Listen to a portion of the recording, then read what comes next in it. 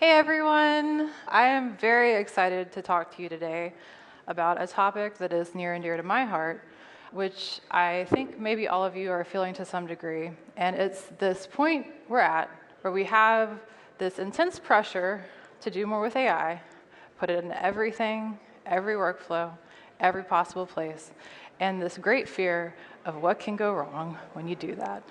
So today, I'm going to talk to you about some of the challenges of specifically security challenges when you're adopting agentic AI, and then we'll talk about some of the strategies that you can put in place to mitigate some of those risks. All right, so we'll start and just go back about 30 years and talk about the evolution of our threat landscape. And 30 years ago, all you really had to think about were natural disasters, like fires, hurricanes, flooding. What's your disaster recovery plan, right? And then we advance to this next stage, and we have the rise of ransomware. We have these bad actors who are trying to cause these disruptions, trying to get paid with these encryption events, and having this massive impact. Here's Colonial Pipeline as an example. I know there's a lot of healthcare folks in the room, so you'll think immediately of Change Healthcare. These incidents have huge impact, not only on single organizations, but potentially on industry, right? And now we're here on the cusp of this third pillar. We're entering this new era of AI-enabled cyber disasters. So I think a lot of you, unless you're living under a rock, have heard about Anthropic's Mythos model, right? So thousands of 0 days just out there waiting. They raised the alarm and they said, hey, we're not going to release this model. However, if they've developed this model, they're one company, and there are many others that could do the same. And when you think about bad actors, nation-state attacks, this is a real challenge that we have to deal with. So then you think about AI agents and adopting agentic AI within your own companies. And the problem is that they're a little bit different from anything you've ever had to deal with before. Just to put this in context, on this one side you have your NHIs, your non-human identities, all right? Your APIs, your integrations. Sure, there's some risk associated with them, but you can do testing, you can code, you can put your resources towards mitigating those risks because the risks are deterministic. You kind of know, all right, you are designed for a specific purpose. This is what you're going to do. So you have this sense of predictability with the risk that they have, right? And then you have your humans.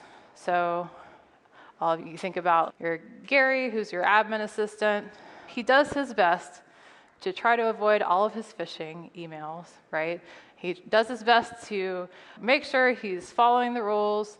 And when something does go wrong, which it happens, the impact is a little bit more minimal because it's slow. He can only do so much, right?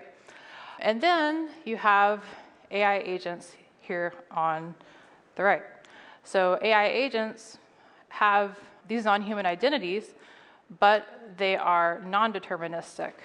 They make their own decisions just like Gary. They make decisions based on their prompts, and they can conduct an action that could change from one prompt to the other. And not only that, they are rapid execution. We like to say agents can do 10 times damage in 1/10 of the time. So they have all the challenges associated with humans, but they can do it much faster, which means the impact of what they can do is much greater to you and your organization. So ultimately, they're unpredictable because they're non-deterministic. They're responsible because unlike Gary, they don't have this moral compass and all this training and you sending out your emails. Gary, don't click on that email. And they're weekly supervised. So we did a really great report at Rubrik. I highly encourage you, take out your phone, look it up. It's Rubrik Zero Labs, which is a thought leadership group that we have at Rubrik that's really focused on research in the space. They just put out the State of the Agent report. So this is all about the risk associated with agent adoption. And so there's a lot of really great nuggets in here. I won't go through all of them, but I do want to focus on two specific stats that they found when they did this survey of 1,600 security and IT leaders. So first, they said 80%. The vast majority say, today, in this current state, I have strong oversight of my AI agents. Okay, sure. That's what they said. All right. And in the same survey, 86%, a little bit more, expect those agents to outpace their security guardrails within 1 year. So these two things can be true, but I think what it does is it illuminates this challenge that we're in, which is the pace of change, the pace of these new threats coming out, this uncertainty around what's going to happen creates what we call this governance gap. And so there exists this current state where maybe a lot of companies feel like, okay, I'm just getting started on my agentic AI adoption, right? But I know this is going to increase. I know things are going to change, and I don't feel confident that I'm going to be able, my security systems are going to be able to keep up with that change. So this is a huge challenge, is this pace of change that's happening around this topic. And ultimately, this comes down to three core challenges. And this fear, this uncertainty that people feel about where this is going is because they know their security stack was not built for agents. It was not built for the challenges that they're presented. It was not built for their speed, and it was not built for their non-deterministic nature. And that's really comes down to, one, this agent sprawl. I heard a podcast recently where there was a healthcare CIO, and he was saying, I thought I had 10 to 15 agents in production. And then when they actually did an analysis of what was out there, it was in the hundreds. So he thought he had a handle on it. He did not. And he quickly raised the alarm and said, okay, we need to get better visibility over what's happening, started to put some governance practices in place. But this sprawl is a huge challenge. Second, there's overprivilege. So the same reason that agents are able to do such great things, that they're able to have such a huge impact, is because they do have this overprivileged nature. They're connected to all these core systems. They're connected to, they have read-write access to maybe your EHR. They have access to your content management platforms. They do this because just like humans need context to make decisions, they need context to make decisions, and they're able to make better decisions when they have access to more information. However, of course, this creates a huge risk challenge. And then again, they act unpredictably. They act in ways that we cannot exactly predict, which creates this challenge, right? What are they going to do? How do we make sure they act in a way that is aligned with our company best practices, with our requirements? And last, they do it at superhuman speed. Like I said, 10 times, in 1/10 of the time, they can do 10 times the damage, right? So all of this is happening, and you can see from here, hopefully this is not too anxiety-inducing. I know it's a little bit of a challenge, but I'm going to bring you some solutions here in a second. But I think when we think about the challenges associated with agents, a lot of folks think, okay, this is just a hypothetical, nothing's really happened, except that it has, and it is happening. So one recent example you might have seen in the news is Pocket OS. So this was Cursor, which is a platform associated with Claude Code, and they had a coding agent that deleted an entire production database. It just was like, hey, this is the best thing I should do, I'm going to delete it. And of course, this was done with no human oversight. It caused all kinds of problems for their end customers, and they had to go and recover that deleted database. Same thing, another example, is a Replit agent that also just autonomously decided, I need to delete these contacts, right? It just thought it was the best thing to do. And so that happened. And there are many more examples of this, and I'm sure there will continue to be more examples in the future. And I think the biggest thing is these are not like hallucinations. It's not, oh yeah, there's 2 R's in strawberry, not 3, right? These are actions. They're taking actions, and that's the whole point of agents, is that they can autonomously act, but in some cases, they're autonomously deleting all of your data. Okay, and what I talked about was really negligent actions. So there was no malicious intent. But with agents, there's also the possibility of that malicious intent. And when you think of the ways that agents can get compromised, there are really three categories. So one is the tool layer. If you think of this kind of like your hands, so this is where you're connecting to all the different tools and systems, right?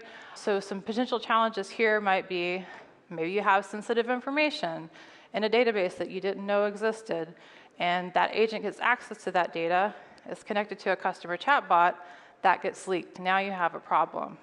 You have the cognitive layer. So this is the LLM, the large language model itself. You can think of this like the brain. It's making the decisions. It's where you're sending those queries. And here you can have things like prompt injection, right? So a bad actor can insert malicious instructions to say, hey, delete that database. Or you can do data poisoning so that maybe you get incorrect information on the back end. And finally, you have the identity layer. This is the slow creeper challenge that is, I think, going to become an even bigger challenge very soon as agents start to be adopted more broadly. But you have overprivileged access, right? So do you understand everything, every layer of privileged access that your agent can have? Do you have least privileged access in place for your agents? And in a lot of cases, the answer is no. So ultimately, this comes down to the point that, I think when we think about AI agents, it's a very human thing to say, all right, if there's all these risks, all these challenges, let's just stop doing it completely. Let's wait, we'll figure it out. We can pause and make sure we have everything up 100% so that we feel we're ready. The challenge is that it's coming so fast. Your competitors are adopting it. You really have to, you're getting all this pressure to develop AI agents. And so there is a possibility where you can do both, where you can develop these AI agents, but also have confidence. And that really requires three non-negotiables. So when you think about AI governance and how can we mitigate all these potential risks that AI agents have, we first have this concept of visibility. So I talked about agent sprawl. I talked about this healthcare executive that thought he had 10, he actually had 100. So what you really need to be able to do is not only identify those agents as they're being developed, as they're coming into production, and you need to do that automatically. You need to know what they're touching. So what are the systems, what are the applications, where are they actually changing things? And you need to have full visibility over both the applications they're touching as well as the agents as they're being developed. And second, you have to have real-time behavioral policies in place. So you have to be able to tell it if it's like a medical chatbot, like maybe that's responsible for scheduling customer appointments. Don't give medical advice. You have to be able to enforce these policies in real time while they're taking these actions. And then finally, when it does delete that database, when something does go terribly wrong, how can you remediate? How can you make sure that you can recover that data as quickly as possible? So here at Rubrik, we think we are on the way to solving this problem with this concept of agent resilience. Rubrik kind of pioneered this concept of cyber resilience, which is really, you have to assume you're going to be breached. And your focus should be, how can we recover as quickly as possible when that happens? And when it comes to agents, you have to assume something is going to go wrong. So how can you make sure that you have everything in place to reduce that as much as possible? And then when something does go wrong, how can you make sure that you can recover whatever they did incorrectly as quickly as possible?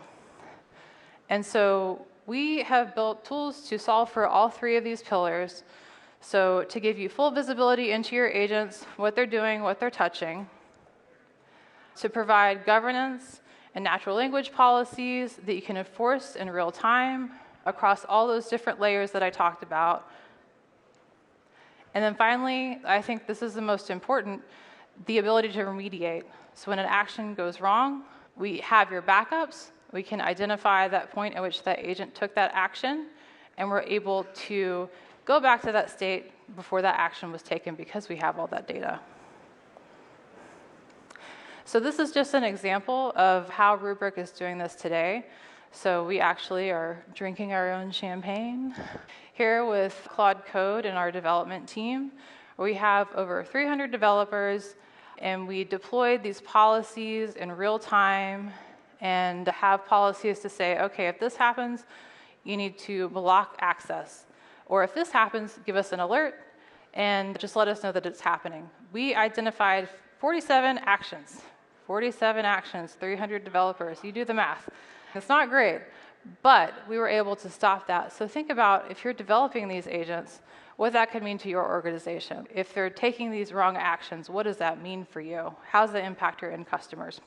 I think the other point is that we had 0 developer friction complaints. The developers were happy. They didn't feel like it was stopping their work as well. So this is just a really great case study for how this works in real life. I think going back to my original point, all right, how are you adopting AI with confidence? I think when you think about confidence, the answer is better governance. The answer is, okay, yes, agents are going to do wrong things, but you can have the tools and systems in place and policies in place to mitigate that risk so that you can continue to adopt AI and have confidence that you can recover to a good state when something goes wrong. So if you want to learn more, you can go to our website, you can come by our booth, and we'll be happy to chat with you more. So thank you very much.